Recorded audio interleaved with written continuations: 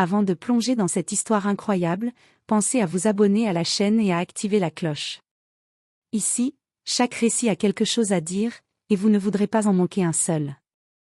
Le hall du grand immeuble vibrait d'un silence pesant.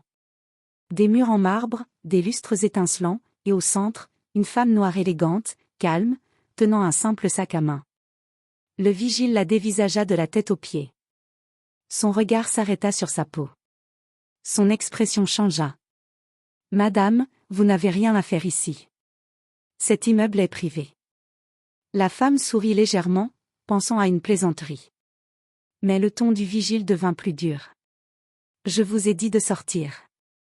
Vous cherchez des problèmes ? » Autour d'eux, quelques résidents s'arrêtèrent. Personne ne parla. Personne ne la défendit. « Je suis attendue, » répondit-elle calmement. Le vigile ricana. « Ici, on connaît ce genre d'excuses. Sortez. Maintenant. » Il ouvrit la porte avec brutalité et la poussa devant tous, sous les regards gênés et indifférents. La femme se retourna lentement. Son regard n'exprimait ni colère, ni peur, seulement une étrange certitude. Elle sortit son téléphone, passa un appel, et dit une seule phrase. « Laissez-le continuer. » Quelques heures plus tard, ce même vigile tremblait, incapable de comprendre comment la femme qui l'avait humilié était la véritable propriétaire de l'immeuble. Et ce jour-là, il comprit qu'il venait de commettre l'erreur de sa vie. Elle s'appelait Naomi Carter. Ce matin-là, Naomi était entrée dans l'immeuble sans escorte, sans chauffeur, sans signe extérieur de richesse. Un manteau simple, des chaussures discrètes, une démarche assurée mais humble. C'était exactement ce qu'elle voulait. Depuis son retour en ville après plusieurs années à l'étranger, Naomi avait pris une habitude, observer sans être reconnue. Voir comment les gens se comportaient quand ils pensaient ne pas être observés. L'immeuble Carter Heights représentait tout pour elle. Construit par son père, sauvé de la faillite par sa mère, puis repris par Naomi après leur décès. Chaque mur portait une histoire. Chaque étage, un souvenir. Mais le vigile, posté près de l'entrée, ne voyait rien de tout cela. Il s'appelait Marc Delcourt. Ancien agent de sécurité, rigide, persuadé que son uniforme lui donnait le droit de juger. Quand Naomi passa devant lui sans s'arrêter, il fronça les sourcils. « Et ? Madame ?» Elle s'arrêta poliment. « Oui. » Son regard descendit lentement, méfiant. « Votre badge ?» Naomi pencha légèrement la tête. « Je n'en ai pas besoin. » Un silence lourd s'installa. Autour d'eux, des employés passaient sans prêter attention. Marc sentit son autorité remise en question. Ici, tout le monde a besoin d'un badge. Surtout vous. Le ton était clair. Méprisant. Ciblé. Naomi inspira profondément. Je suis la propriétaire de cet immeuble. Marc éclata de rire. Un rire sec. Moqueur. Écoutez-moi bien, madame. La propriétaire ne ressemble pas à vous. Cette phrase frappa Naomi comme une gifle invisible. Mais elle ne répondit pas. Pas encore. Elle se contenta de sortir son téléphone et de noter mentalement chaque détail.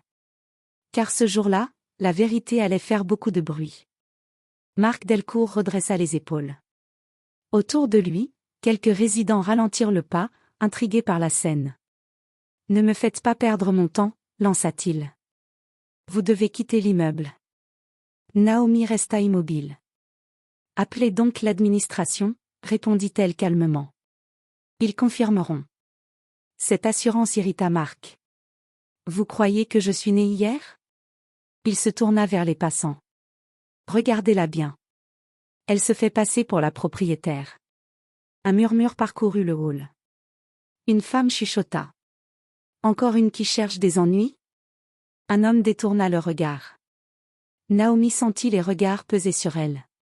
Des regards qui ne voyaient pas une femme digne, mais une intruse. Marc s'approcha d'elle, trop près. Dernier avertissement. « Sortez ou j'appelle la police. »« Faites-le », répondit Naomi, sans hausser la voix. Cette réponse mit le feu aux poudres. Marc attrapa son bras. Le hall se figea. Ne me touchez pas, dit-elle, cette fois plus ferme. Mais il la guida de force vers la sortie. Les portes vitrées s'ouvrirent dans un bruit sec. Personne n'intervint. À l'extérieur, Mark la lâcha brusquement. Et ne revenait plus. Naomi baissa les yeux un instant. Pas de honte. Pas de larmes. Seulement une décision. Elle sortit lentement son téléphone, activa l'enregistrement vidéo, puis appela un numéro enregistré sous un seul mot, conseil. Bonjour, dit-elle calmement. J'aimerais convoquer une réunion immédiate. À travers la vitre, Mark la regardait encore. Sans savoir que chaque seconde venait de sceller son destin. 2 heures plus tard, le hall de Carter Heights n'avait plus rien à voir avec celui du matin. Des hommes en costume, des femmes élégantes, des dossiers sous le bras. Le conseil d'administration était là. Mark Delcourt, lui, transpirait sous son uniforme. Personne ne l'avait prévenu. On lui avait juste ordonné de rester à son poste. Lorsque les portes automatiques s'ouvrirent, un silence étrange tomba. Naomi entra. Même démarche. Même calme. Mais cette fois, tout le monde se leva. Madame Carter, dit un homme grisonnant. Nous sommes désolés pour ce qui s'est passé. Mark sentit le sol se dérober sous ses pieds. Il se retourna brusquement. Attendez, quoi? Naomi s'avança jusqu'au centre du hall. Astérisque, voici les actes de propriété, dit-elle en posant un dossier épais sur le comptoir. Et voici la preuve que je suis la propriétaire majoritaire de cet immeuble. Chaque page semblait frapper Mark comme un coup de marteau. Un membre du conseil ajouta. Ce bâtiment appartient à la famille Carter depuis 30 ans. Mark balbutia. Je ne savais pas. Naomi le fixa enfin. Astérisque, vous n'avez pas cherché à savoir, répondit-elle.